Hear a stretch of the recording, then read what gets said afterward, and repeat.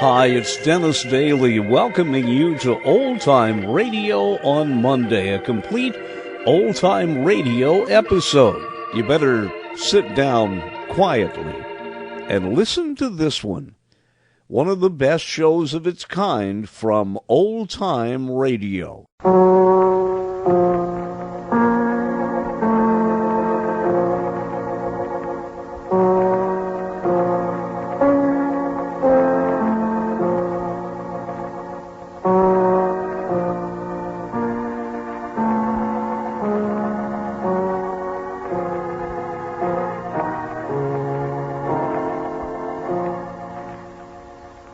Broadcasting System presents Quiet Please, which is written and directed by Willis Cooper and which features Ernest Chappell.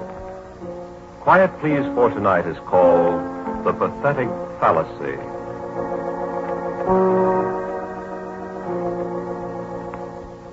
I had very little to do with it, really.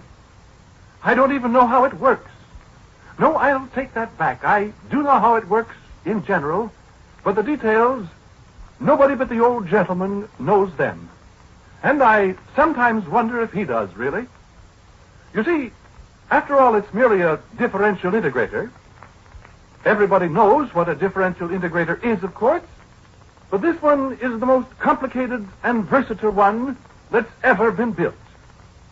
What you see here is only the outer shell of the thing. You see, all the walls of this room are covered with banks of jacks and relays and these electronic glow tubes. And up there are sequence analyzers with multiple Dynewave selectors. These are the precepts all along here, and the master control is at the desk there in the center. Now, but that's not all. Not by a long shot. The actual machine is behind those walls. 3 rooms full of tubes and motors and stroboscopes and several thousand miles of wiring and some devices that are not public property yet. The machine took 6 years to build, and a total of 81 expert technicians were employed continuously during that time. So you can understand that any one man knows very little of the actual construction of this giant mechanical brain. Well, that's just what it is. A mechanical, electronic brain capable of performing mathematical tasks far beyond the comprehension of the human brain. Now, are there any questions before we proceed? Yes, I've got a question, Mr. Quinn. Does this machine really think? No, Mr. Burns, Sandy Burns, the Daily News. Well, Mr. Burns, you may tell the readers of the Daily News that the machine does not think.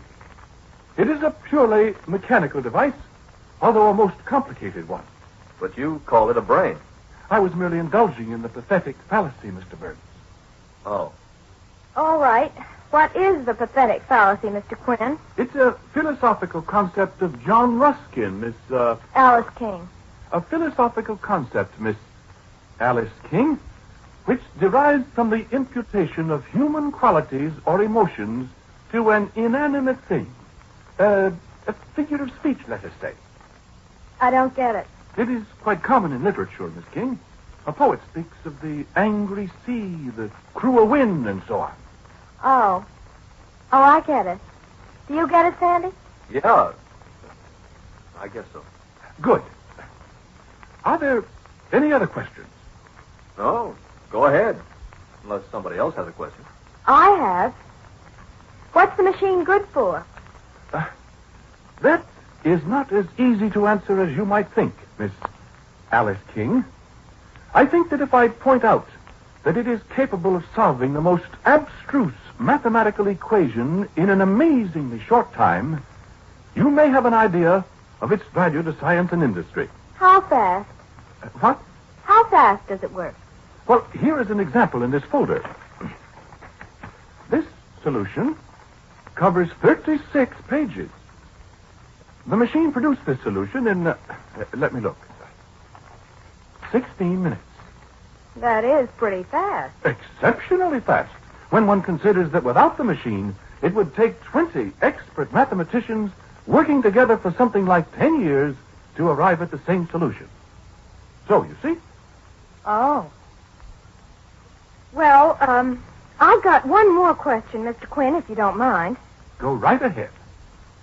How do you know this answer's right? What? Why, of course it's right. Sure, but how do you know? Why,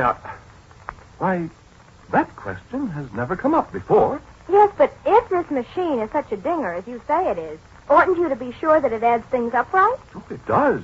Oh, it does, I assure you. This answer to the problem you've got there.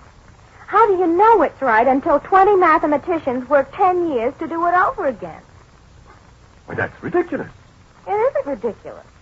I'll tell you what's ridiculous to me, Mr. Quinn. Just the same as it is to Ellis. I think it's absurd for a bunch of great, big, high-powered scientists building a gadget like this and then taking its word for everything without question. I'm afraid you haven't the proper scientific approach, Mr. Burns. Oh, that's right, I haven't. But listen here.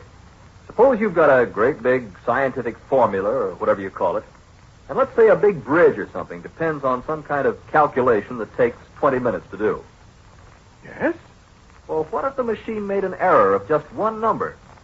Wouldn't that error be multiplied 1,000,000 times in the whole... You see, Mr. Burns, I said you didn't have the scientific approach. We took that very fact into consideration, and the operation of the machine has been checked at every stage. How? By starting with the simplest possible mathematical problems. Now, if you just move a little closer, I'll demonstrate. We will progress from a simple 2 plus 2 on through the multiplication of 7 or 8-digit numbers, through raising a number to a 3-digit power, through algebra. Go on, let's see. Very well. 2 plus 2 is our first problem, which will be solved electronically in 1/1,000,000th of a second. Now, the problem is set up here.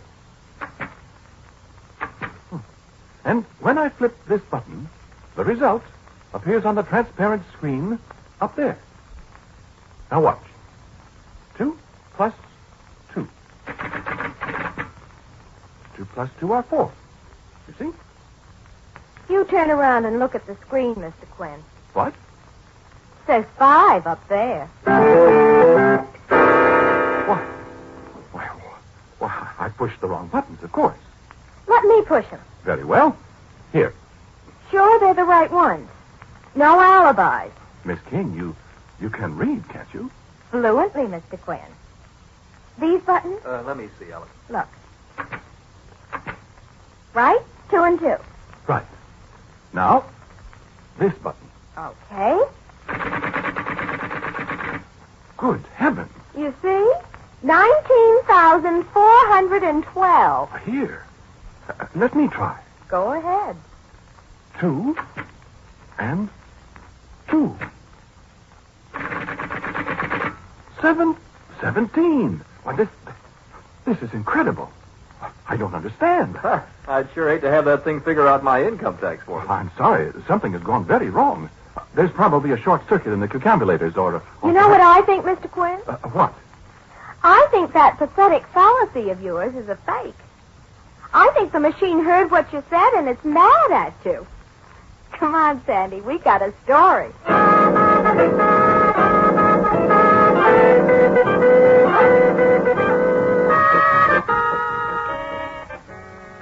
Yes, they certainly did have a story. And they plastered it all over the front pages of the paper for 3 days. The old gentleman had me on the carpet. And for a scientist, he has an extraordinary vocabulary. He must have been a plumber or a mule skinner in his youth. I couldn't explain what was wrong with the machine. How could I? I only knew one part of it. The calculators that operate in the master control panel. Of course, I thought that's where the trouble was. So the old gentleman told me to tear them all out and inspect them and make replacements and all that. He seemed to blame the whole thing on me. He's so unreasonable. Well, there are 144 calculators, all the rotary self-retracting type, with foraminiferous tubes, and they weigh 60 pounds apiece. Well, newspapers all over the country were laughing at it. They had funny jokes about the machine on 6 radio programs in one night. And we had to do something quick. If I'd only not made that statement about the pathetic fallacy. The way that girl took that up and made me look like a first-class fool. I could have choked her. So I started to work. They shut down the lab. But people kept storming at the gates to see the machine that got mad at people. And there I am, up to here in grease and wires and electronic gadgets. And I've been over every single one of the 144 cucambulators, and there's not a thing wrong with one of them. Not one single thing. But the machine won't work. Well, it just sits there. I've got just one more thing to do before I give up. And, of course, when I give up, I'm through. Well, the old man made that amply clear. I'll be out of a job that fast and try and get another. I'll have to change my name and go somewhere and find a job as a dishwasher or a sailor or something. And I've spent 27 years in this profession. All of it thrown out the window because of a stubborn collection of wheels and tubes and wires and relays and whatever else there is. I hope you're happy about that, machine. What's that? What's the use? Is that thing starting up by itself? What goes on here? Those tubes lighted up. Now what? Why, that's the strangest thing I've ever heard of. Who's that? Quinn. Who is that? Who's calling me? Hello? Hello, who's calling me? I must be hearing this. I'm losing my mind. Quinn. Who's calling me? Quinn. 2 plus 2, 4. What?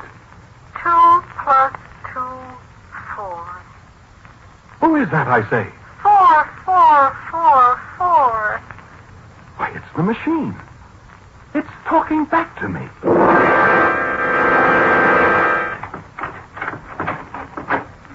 What's happened, Mr. Quinn? Come on in first. Come on, Mr. Burns. What's up? Sit down. Look, Mr. Quinn, I'm sorry we made such a fool of you. Yeah, so am I, Quinn. But that's the newspaper business. It's all right. What'd you want to tell us? Well, I hardly know what to say now that you're here. Is the machine fixed? Have you got a statement or something for us? Because if there's anything we can do, you know we'll do it.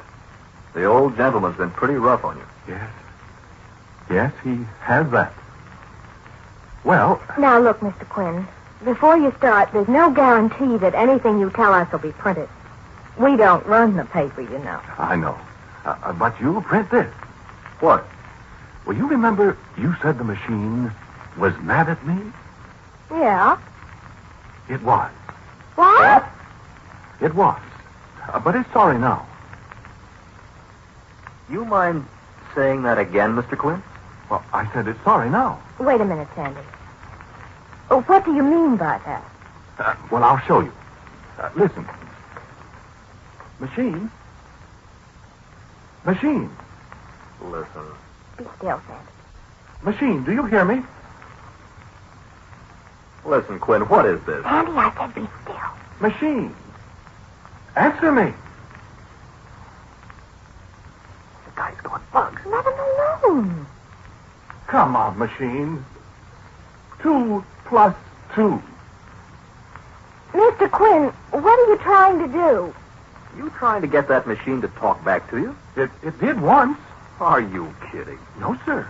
No, I am not. Well, now, look, Quinn. You say it did talk to you, Mr. Quinn. Yes, it did. Machine. Come on. No, wait. When did it talk to you, Mr. Quinn? Just before I telephoned you. I was sitting here and it called my name. It said, Quinn. You sure? Of course. What else did it say?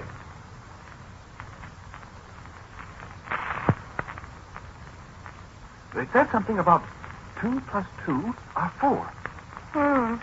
Now, you remember that was what it made the mistake about the other day. When Alice said it was mad at you. And I think it was trying to apologize for all the trouble it caused me. Alice. I don't know why it doesn't talk now. Machine. Alice. I'm awfully sorry. Maybe it's embarrassed with you here. Alice, let's go. Mr. Quinn, do you feel all right? I'm not crazy, Miss King. Isn't it possible that maybe thinking about that pathetic fallacy and overwork made you... It is not. I'm sorry, Mr. Quinn. I've got work to do. If you'll excuse us now. I'm sorry. I don't know what to do. I do. Believe me, I do. Sandy, Are you kidding, Alice? you're not going to write another story about Mr. Quinn. Think I'm not? Huh. You coming with me? Sandy, if you write that story, I'll never speak to you again. Look, darling, I'm a reporter. You're something worse than that if you do that to this poor man. It's all right, I guess, Miss King. I asked for it. You mean you admit you cooked up a story for us? I didn't cook up anything. The machine talked to me. Okay, so long, Quinn. You coming, Alice? I am not. And if you turn in a story that harms Mr. Quinn anymore... Oh, stop it. Well, I suppose I might as well go get my hat and coat. I'm terribly sorry, Mr. Quinn. Yes, I am too. Do you want to tell me what really happened? I told you, Miss King. I was sitting here, and I was talking to myself. And I was talking kind of to the machine, I suppose. I was feeling sorry for myself.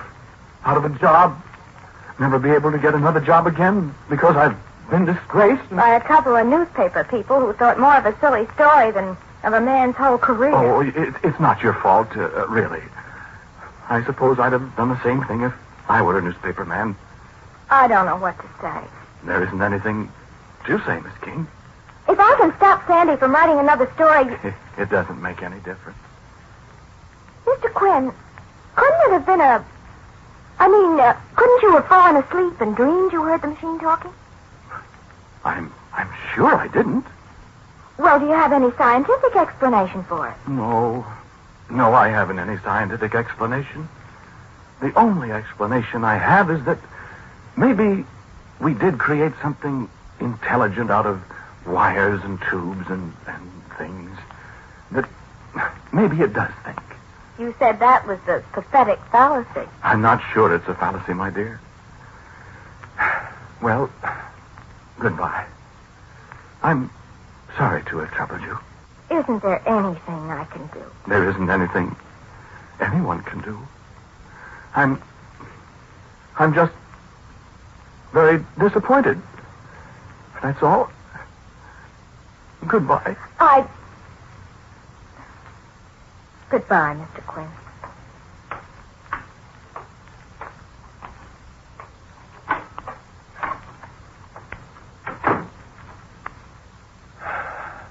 Well, I guess that's that. I was in a bad spot before, Machine. But now, this one I'll never get out of. What that boy'll do to me now. Well, I'd better get out of here right now. I'll never be able to face the old gentleman again, Machine. It's been nice knowing you, Machine. I don't hold any hard feelings. Honestly, I don't.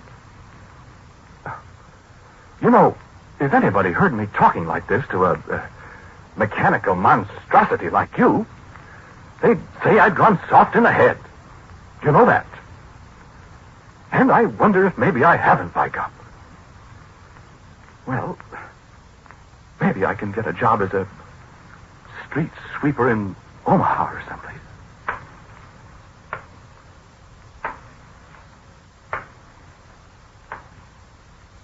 You have a good time.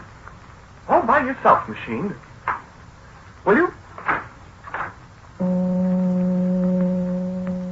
Quinn! I'm afraid it's too late now. Quinn! You saying goodbye, Machine? 2 plus 2, 4. Quinn! Quinn. I'm not at all sure that it is, Machine. I'm not sure of anything anymore. Why didn't you say something while those people were here? A plus B exponent M over N. 5342876. D log epsilon. What does that mean? 987609. Mantissa 327.6 equals Mantissa 32.76. Yes, I suppose so. So you have got an intelligent brain, have you? Cube root of minus 3. Yeah.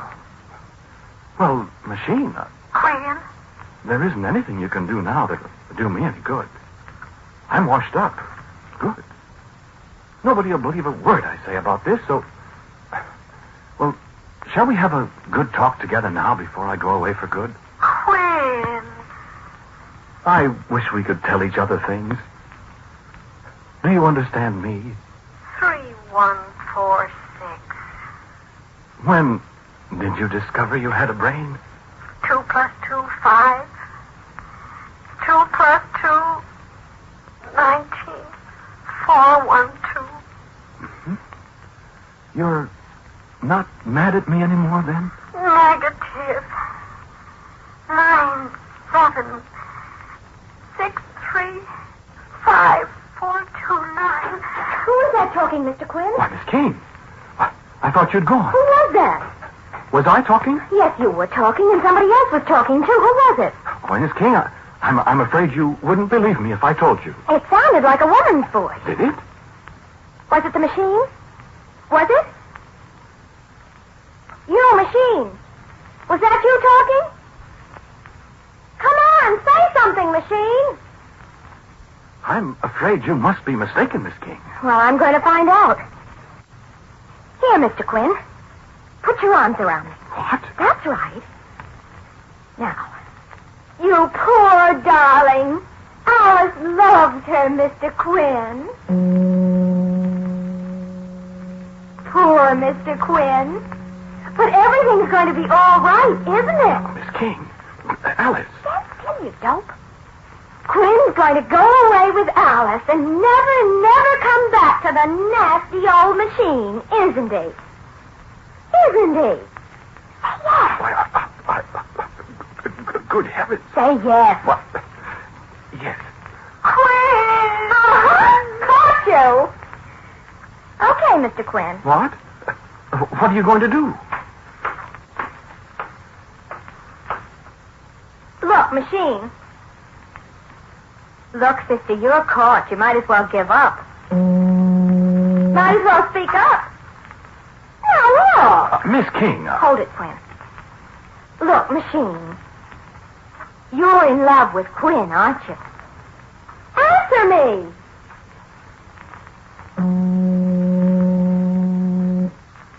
Pi r squared. I knew it. D equals square root of B squared plus 8 squared. All right, I won't if you'll do what I tell you to. Otherwise, I'm going to take him away from you. Negative. Will you do as I say? Million, trillion, quadrillion, quintillion. What did you say, Mr. Quinn? I said, do you understand what she's saying? Why, of course. We girls understand each other, don't we? Affirmative. But what are you... What? Just let us alone for a minute, will you? Well, yes, but... You go over there and sit in the corner. What? Go on. Well, what else can I do? That's right. Now, machine, you'll promise. If I let Quinn stay here with you, you promise you'll never give any wrong answers again. Ordinate and abscissa. All right. You promise you'll never say another word to anybody. Quinn. Well, all right, to Quinn. But only when you and he are absolutely alone. Do you understand? Pi. You promise. Affirmative. Because you know what I'll do if I ever hear of you breaking your promise. Affirmative. What? 87,69887.764. That's right. I'll take him away so fast it'll make your cucambulator swim. Mean. Extreme. Well, I'm not kidding. You and I have got him in enough trouble now, so you see that you're a good girl. A squared plus 2AB AB plus B squared. All right, then, it's a deal. Okay, Mr. Quinn.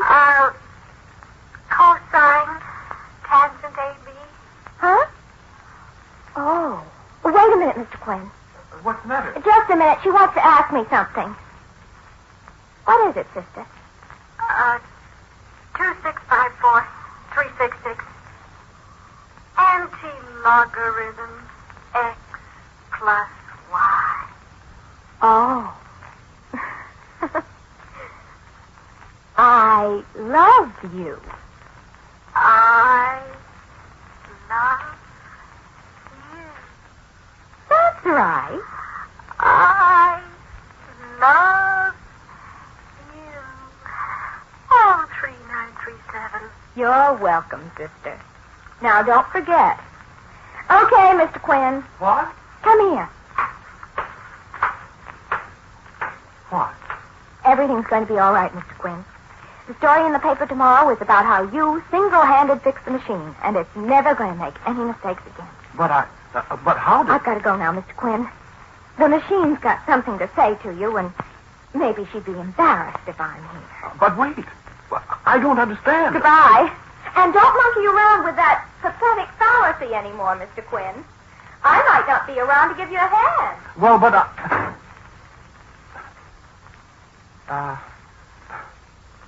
did you have something to say to me, machine? Quinn, I love you. What? Why, my dear. The square of the hypotenuse of a right-angled triangle is equal to the sum of the squares of the other two sides.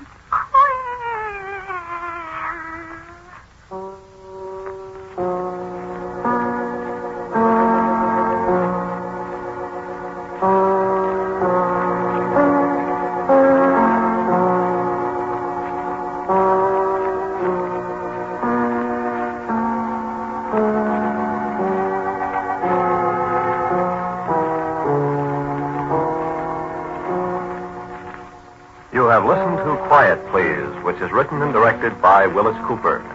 The man who spoke to you was Ernest Chappell. And Sharita Bauer played Alice. Sandy was played by Michael Fitzmaurice. The voice of the machine was Vicky Vola. The original music heard on Quiet Please is composed and played by Albert Berman. Now, for a word about next week's Quiet Please, here is our writer-director, Willis Cooper. That story for next week is called A Red and White Guidon. It's about the days when cavalry rode horses.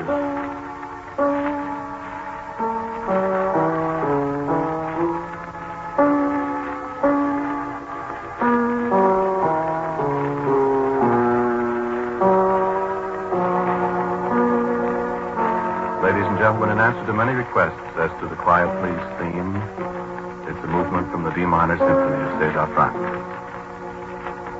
And so until next week at this time, I am quietly yours, Ernest Chappell.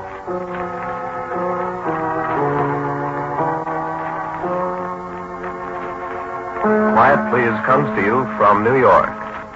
This is the world's largest network, the Mutual Broadcasting System.